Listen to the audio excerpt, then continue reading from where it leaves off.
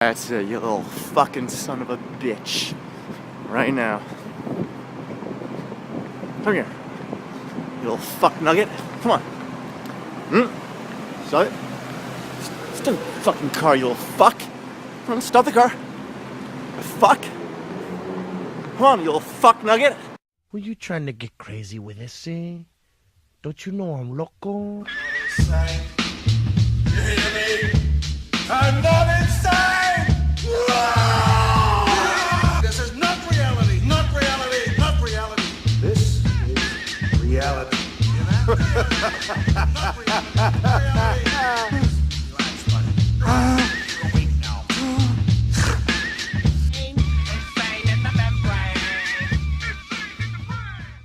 YouTube is a snake, constantly shedding its skin with iteration upon iteration upon iteration of how the website presents itself to the user. This change is usually inspired by a smug know-it-all dev that thinks that your usability and familiarity with the feature set is secondary to their artistic vision. But this wasn't always the case. Back in the day, those changes were much more gradual and spaced out, and the differences much more minor in comparison to what we see happen now. A video featured on the front page may garner a few 100,000 views. Nowadays, a fat Korean man can hit that same amount within minutes rather than hours. But it's more than just the amount of eyes that were on a particular video. It was the content itself. With everything being so new and different, people that were innovative got attention. It's how people like the AVGN built up their celebrity status. They were the first person to do it. It inspired imitators, people that wanted to be just like that. Some outright stole the gag. Others tried to give their own variation of it, even spawning their own imitators who were an imitation of their imitation. And some people, well, fuck, we're not even,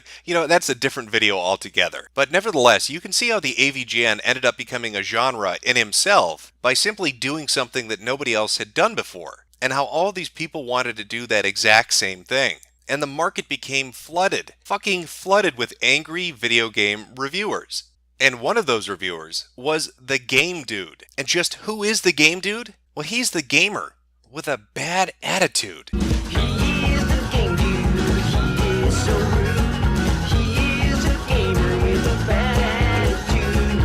He plays the games that put mankind to shame.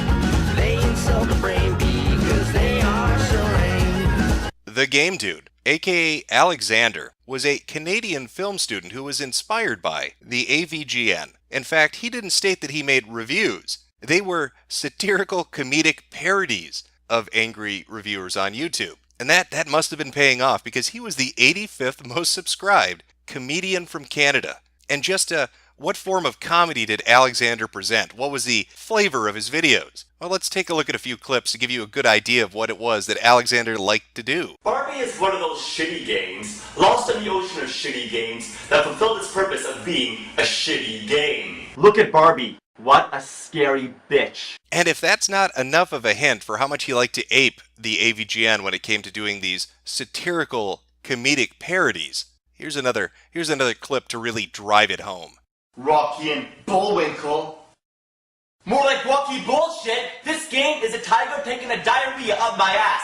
This game is a buck full of rotten, disintegrating, regurgitated squirrel moose shit mixed in a blender. I'd rather clean the shitty asshole of a giant panda using my tongue. It sucks so much it fucks so much it blows. It's the abomination of all time, a waste of time, and it's time to put an end to this ignominious travesty. And strangely enough, believe it or not, he was actually recognizable for what he did, at least up in Canuckland. In the land of the Maple Leafs, he was kind of a big deal, because when he would walk into his local game store, they would do interviews with him.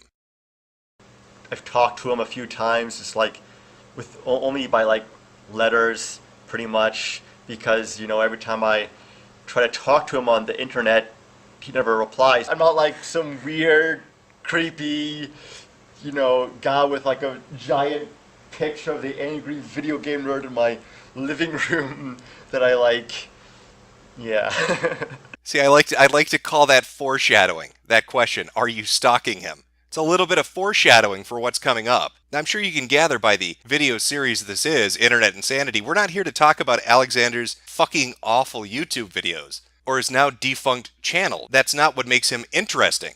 He's interesting for something completely unrelated to the YouTube videos. You see, Alexander met a young girl, a girl he loved deeply because he's a nice guy. And she just didn't understand how much he appreciated her. And I can think of no better segue into exactly what it was that happened than this particular clip. Well, I want one that's nice, but then again, most of the nice ones are kind of, fat, unfortunately. I'm also looking for, one that looks hot. Then again, a lot of the hot ones are bitches, so it's like really, you gotta find one in the middle, and that's the trick. You gotta find one in the middle. Yeah, just, she's gotta have like big tits and nice ass, and she's gotta be.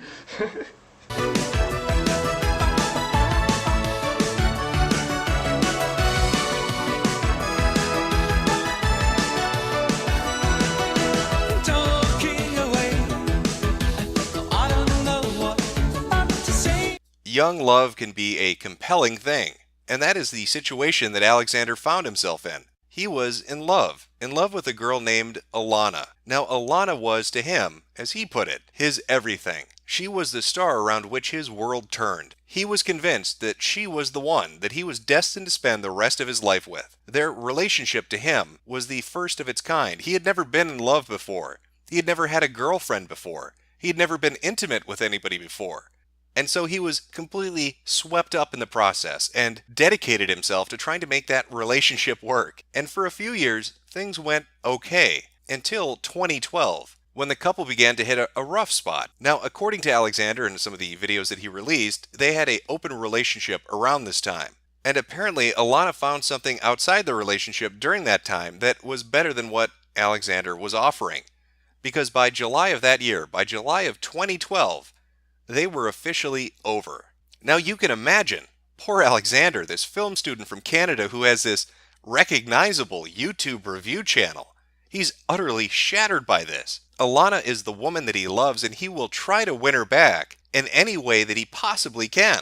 I mean, hell, we've all heard this script before. Hollywood pumps these out by the dozens. We're talking a romantic comedy. Here's this poor schmuck that's in love with a girl that found somebody else, and he's going to win her back. What could possibly be more romantic than that? She must have been just awestruck by his dedication to her.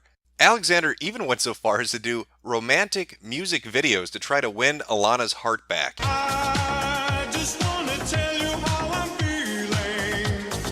Gotta make you understand. Never gonna give you up. Never gonna let you down. Never gonna run around and desert you. Imagine all the people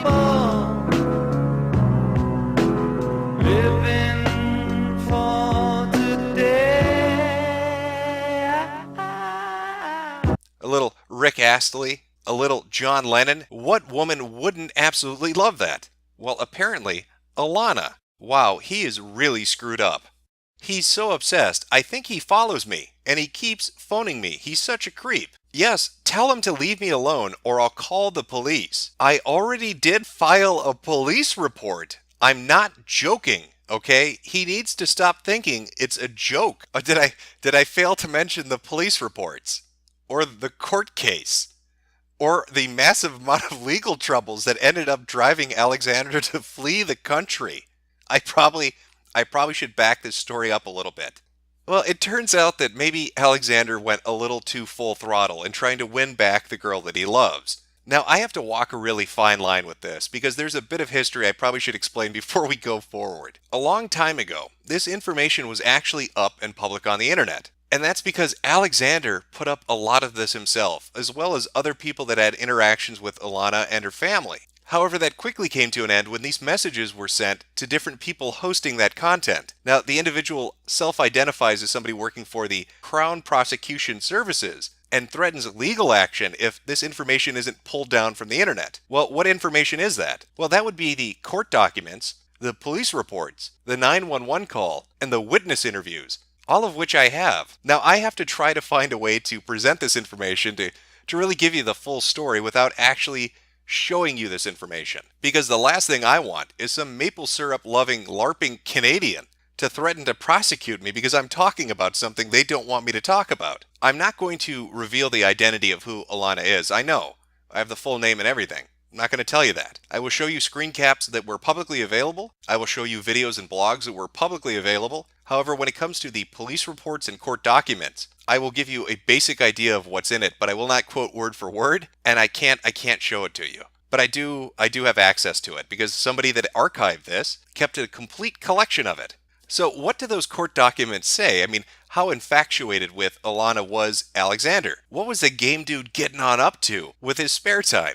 Well, shortly after their breakup in 2012, Alexander, how would I put this? He went off the fucking deep end. He thought that if he dedicated every single fucking second of his waking day to trying to get her back, that was the approach that was going to get her. I think he might have miscalculated. Because if you're calling somebody 60 times a day, stalking their house for upwards of 7 hours at a time, sitting across from it, and watching people come and go, talking to the neighbors, contacting family members, and even hiding in the bushes at night waiting for an opportunity to talk to the girl that you love as she leaves to go hang out with her friends, that might be interpreted as something other than smitten. Now, for those people that were subscribed to the Game Dude and wondered, hey, what happened to his content? He was doing all these game reviews and then they sort of stopped. Oh, he was dedicating himself to other things as the legal process was moving forward, because Alana not only filed police reports, not only did her mother file police reports, but there was actually an upcoming court case related to this. So basically, Alexander had the idea to back the fuck off, but he wasn't looking for a suggestion. Instead, he thought it would be a good idea to start uploading some very bizarre videos. And when I say bizarre, I'm talking like filming wildlife and then just uploading it. Sometimes there was commentary, sometimes there wasn't. Take a look at just a smorgasbord of some of the animal videos that Alexander was releasing at around this time.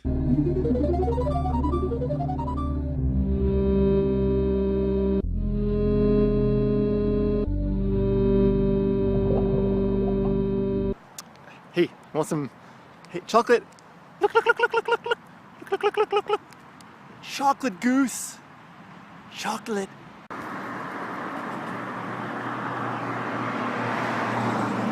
Oh, you suck.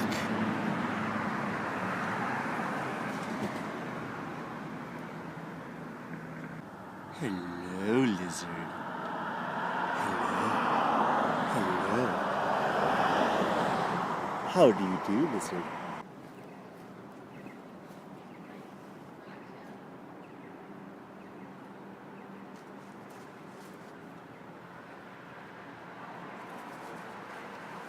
Alright, so this video needs to be made right now. Now, Alexander by this time was aware of what was going on. He knew that they were in talks with the police and that the government might be getting involved. There was a court case coming up. He understood that. So what effect did that have? Did he stop doing what he did? No. Instead, he decided to start fucking with the police. He was convinced that they were screwing with him, so he decided the best course of action was to fuck with every cop that he came across as he was filming his animal videos. Shia, what is your badge number? 2355. And yours? You haven't been. You can read, right?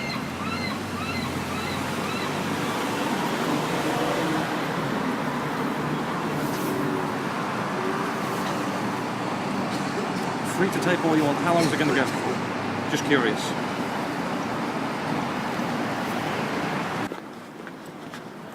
Where is it? Where is it?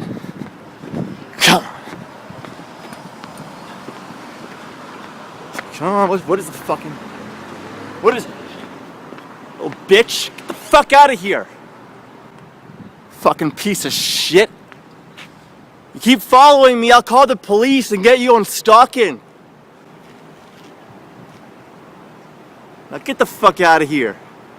Now, people at the time who knew him thought he was starting to act very strangely. I'm not even talking about Alana and her family. I'm just talking about people that were fans of his or people that he talked to on social media.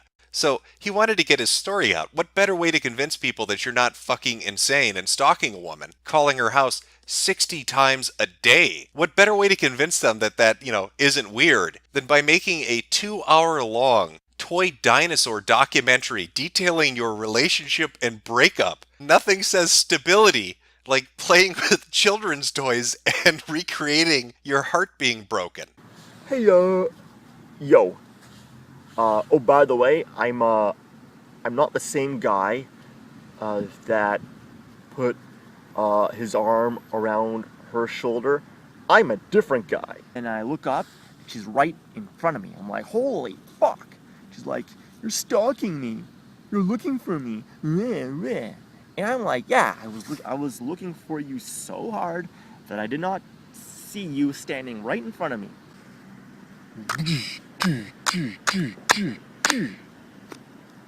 It hurts me more than it hurts you. Self-defense? No, she was just angry. Like I was like, yo, take this letter. Take it.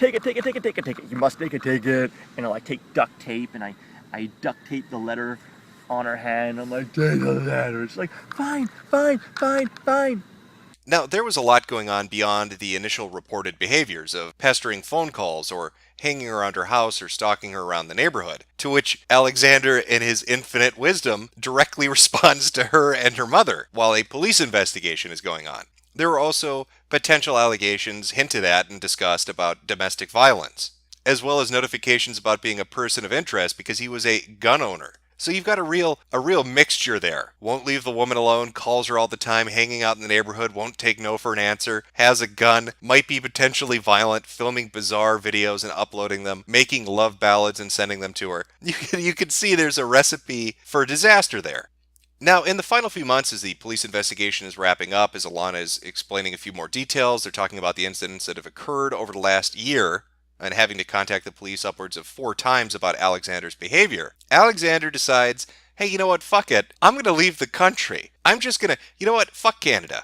I'm going to Mexico. And it's on his journey to Mexico, while all of this is going on, that he writes his perspective on what's going on. This is when he presents his magnum opus, his manifesto. Fuck Alana, fuck Jonathan, fuck Wahid, all 3. They were my closest friends. They're all fucked off. And my family. I never want to see them again either. Especially my parents circumcising me. No. Fuck you. That was mine. Fuck you. I knew there was something I was forgetting. Alexander's deep, unending hatred towards his parents for getting him circumcised. It's something he spent years and years and years ranting about.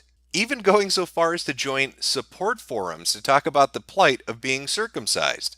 Now, the game dude thought he was pretty clever when he joined the foreskinrestoration.net, an activist network, because around this time, even though these posts were back from 2010, somebody on Encyclopedia Dramatica who was working on his article happened to find these, and he went back and edited every post he ever made, meaning that you couldn't find out what he was talking about.